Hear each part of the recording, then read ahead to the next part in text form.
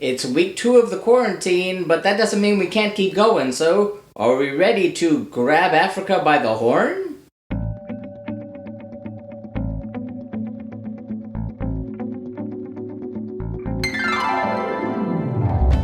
And welcome back to Cliffieland. This is Weekend Country number 159 on our second attempt of cooking the food of every single country in the world. And tonight we're up to the nation of Somalia. Somalia, located in Eastern Africa on the Horn of Africa, shares land borders with Djibouti, Ethiopia, and Kenya, and is on the Indian Ocean and the Gulf of Aden. Technically, it's recognized internationally as one nation, even though there are 3 independent nations in the country, although only one has declared independence, and that would be the northern region of Somaliland. They roughly break into those areas that were once controlled by the British, that would be the northern Somaliland portion, and the Italian, those would be the other 2 portions. But in terms of the cuisine, it does vary from region to region, and it really depends on where you are, but it is really delicious. It's very aromatic, lots of use of herbs, everything will be halal, and hewing to the Islamic tradition, meaning, among other things, that there would be no pork used. You'll find lots of dishes involving chicken and beef, and oftentimes even camel. You'll find a lot of different dishes that use rice and pasta. In fact, there's a restaurant dish not normally cooked in homes, which is the union of rice and pasta together. But we're not making that. In fact, we went through a good deal of research to find what we did last time, so let's take a look and see how things went when we tried things then.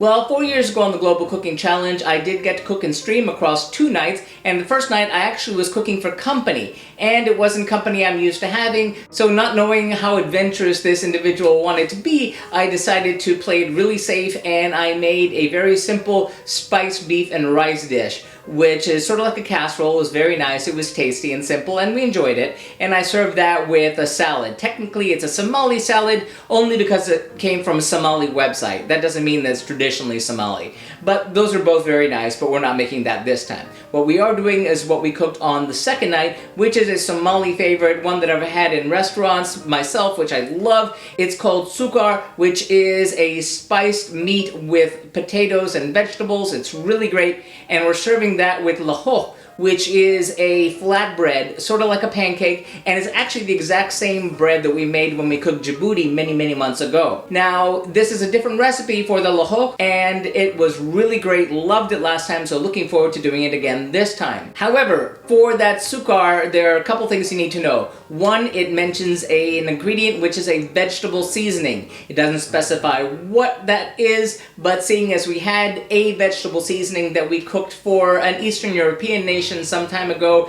we decided to go with that. Your mileage may vary. The recipe also calls for the use of a spice mix called hawash. It is really delicious, it's very aromatic, and there will be a link to that recipe in the About section. However, that does yield a big portion of it and didn't want to waste so much of it. So we decided to scale it way down to basically yield 1 teaspoon. So when you see these crazy small numbers in the recipe section, don't freak out. It's just to give you an idea of what the proportions could be. You can do that any way you want. But it's really great. Also, since we are on week 2 of our quarantine, we can't be running around the county looking for a couple ingredients, in this case coriander seeds, so I had to go with what I have. So I apologize for that. That being said, we need to see what goes into tonight's 2 dishes. First, for our Lahooh Somali flatbread, we'll need 1½ cups of all-purpose flour, ½ cup of whole wheat flour, ½ cup of millet flour, 3 cups of water, 1½ teaspoons of sugar, 1½ teaspoons of yeast, and 1 teaspoon of salt. And then for our Suqaar, or beef cubes with vegetables, we'll need 2 pounds of beef cut into small cubes, 1 onion sliced, 4 garlic cloves minced, 1 tablespoon of what they're calling vegetable seasoning. We are using a brand called Vegeta that we use for Eastern Europe. 1 teaspoon of the hawash spice mix, which we'll be making as part of this. That will include 0.35 teaspoons of cumin seeds, 0.35 teaspoons of coriander seeds, 0.23 teaspoons of black peppercorns, 0.04 teaspoons of cinnamon, 0.04 teaspoons of cardamom, 0.01 teaspoons of cloves, and 0.23 teaspoons of turmeric. We just mentioned those numbers so you get an idea of the ratio. The original recipe will be linked in the About section. 2 potatoes peeled and diced, 2 carrots peeled and diced, 4 tablespoons of canola oil, and 2 cups of boiling water. That look is going to be really great. I hope it's just as good as last time. Let's get cooking. In a large bowl, place the all-purpose flour, whole wheat flour, millet flour, sugar, salt, and yeast. Heat the water to 120 degrees Fahrenheit and add the water to the mixture. Stir well and whisk to avoid lumps. Set aside to rise in a warm place until bubbly and doubled in size, about 1 to 1.5 hours. When ready, stir the batter if the liquid has settled on the bottom. Heat a cast iron skillet on medium heat. Spread a 1/4 cup of the batter gently in a circular motion by starting at the middle and then working clockwise. And cook just one side until golden brown. If it sticks to the skillet, add drops of oil and wipe off with kitchen paper. Repeat until the batter is used up. First, prepare the spice mix. Heat a dry pan over medium heat and add the cumin seeds, coriander seeds, cardamom, cinnamon, black peppercorns, cloves, and toast and stir for about 4 to 5 minutes until fragrant, and be careful not to burn the spices. Remove and let cool. Transfer the spices to a spice grinder and grind them very well, sifting and regrinding any coarse spices. Then add the turmeric powder, and if making a large quantity, store it in an airtight jar. Then heat 2 tablespoons of oil to a saucepan or Dutch oven over medium heat. Add the beef and brown on all sides. Remove the beef and set aside. Add the remaining 2 tablespoons of oil. Add the onions and saute until softened, about 5 minutes. Add the garlic and saute for a minute until fragrant. Add the vegetable seasoning. Add the Hawash spice mix.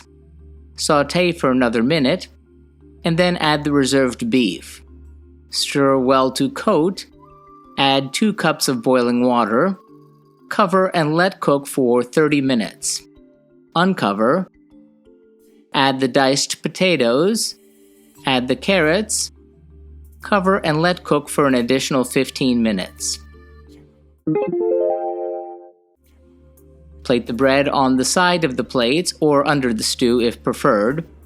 Plate servings of the stew alongside, and optionally garnish with parsley or cilantro.